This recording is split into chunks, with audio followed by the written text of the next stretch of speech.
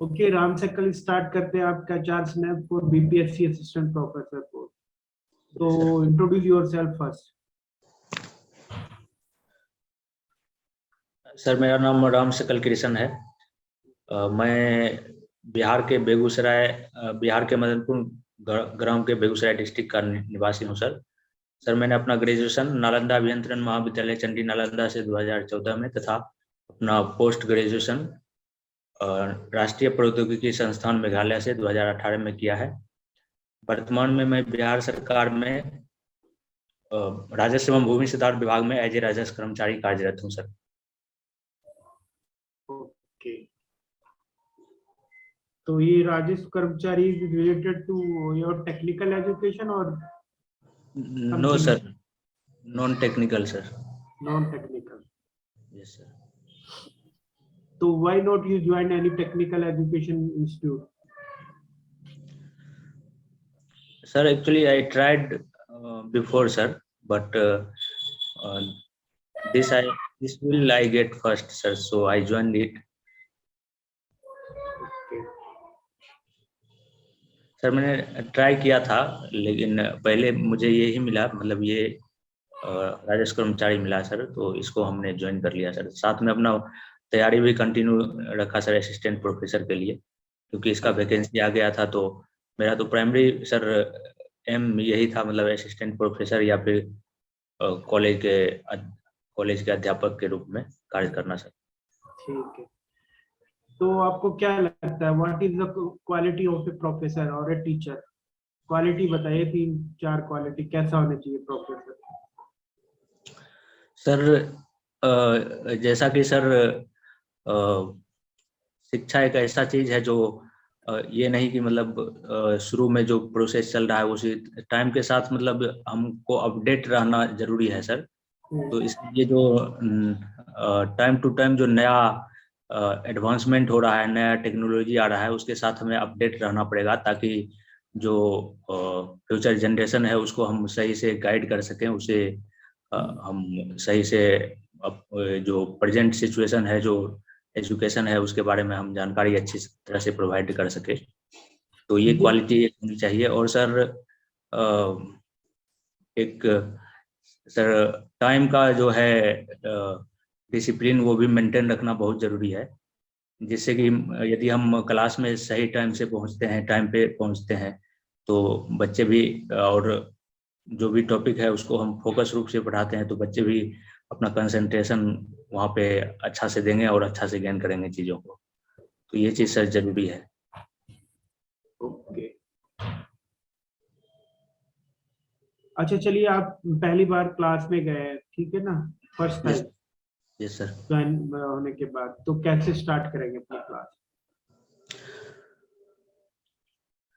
Sir मैं पहले अपना ब्रीफ इंट्रोडक्शन दूंगा बच्चों को, और फिर जो टॉपिक को मैं बेटर तरीका से समझा सकता हूँ उस टॉपिक को मैं स्टार्ट करूंगा, और उसका इंट्रोडक्शन पार्ट कंप्लीट अच्छी तरह से कंप्लीट करके फिर टॉपिक का जो डेप्थ है उसको बच्चों को प्रोवाइड करूंगा, उसके बारे में बताऊंगा, और फिर उसका जो कंक्लूजन होगा टॉपिक का वो कंक्लूड करूंगा।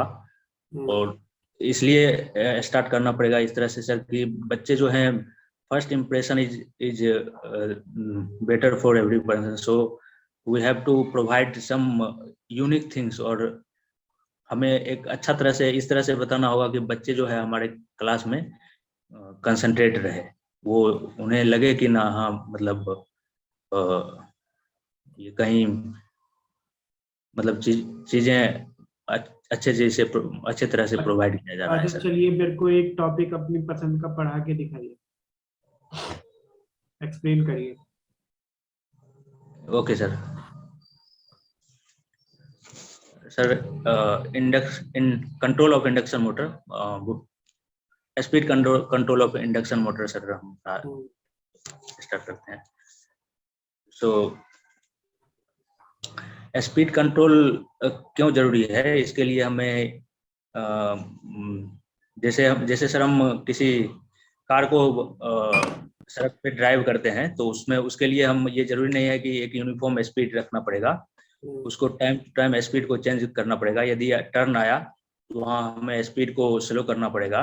यदि हमें कोई डेस्टिनेशन टाइम पे पहुंचना है और रोड मेरा फ्री है तो हम अपने स्पीड को एक बेस स्पीड से ज़्यादा पे भी ड्राइव कर सकते हैं।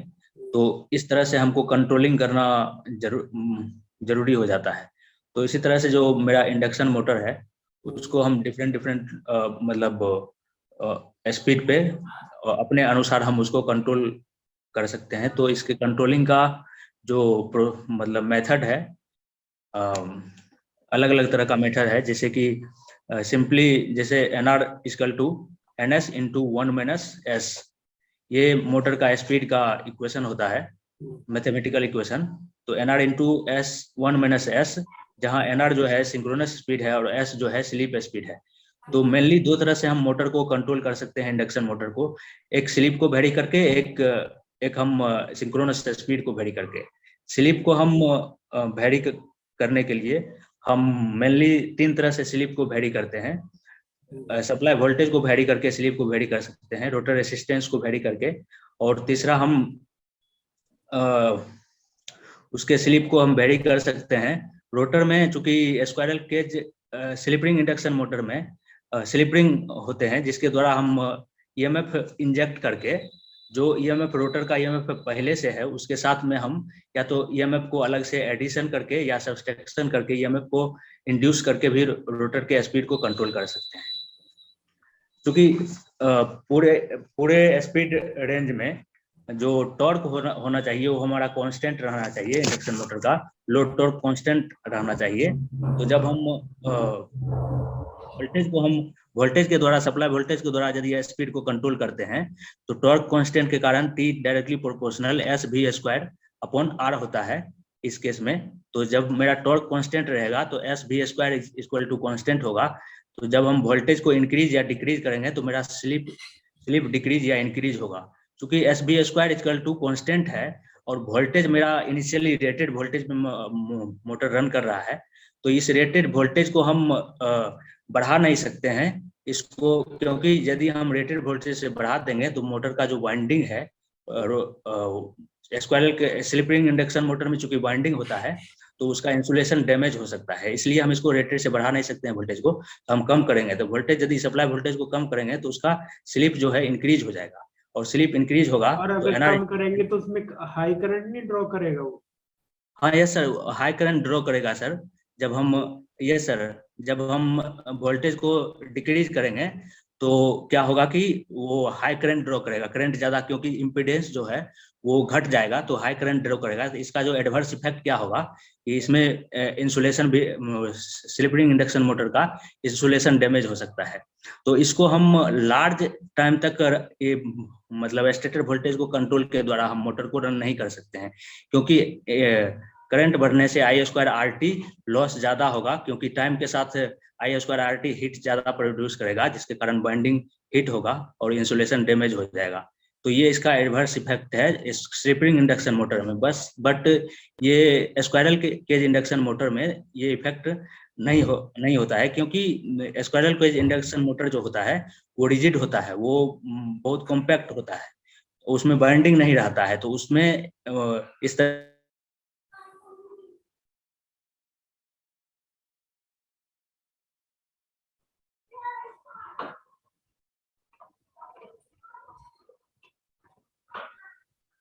हेलो।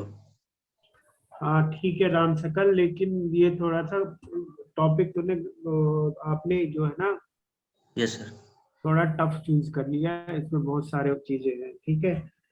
और ये जो वोल्टेज कंट्रोल का मेथड होता है ये स्मॉल मशीन के लिए यूज किया जाता है, स्मॉल ड्यूरेशन के स्पीड कंट्रोल के लिए। बड़ी मशीनों में ये यूज नहीं किया जाता, चाहे वो स्क्वायरल केज हो चाहे वो वाउंड रोटर हो। Yes sir, yes sir. दोनों के केस में बहुत हाई करंट ड्रॉ करता है, ठीक है।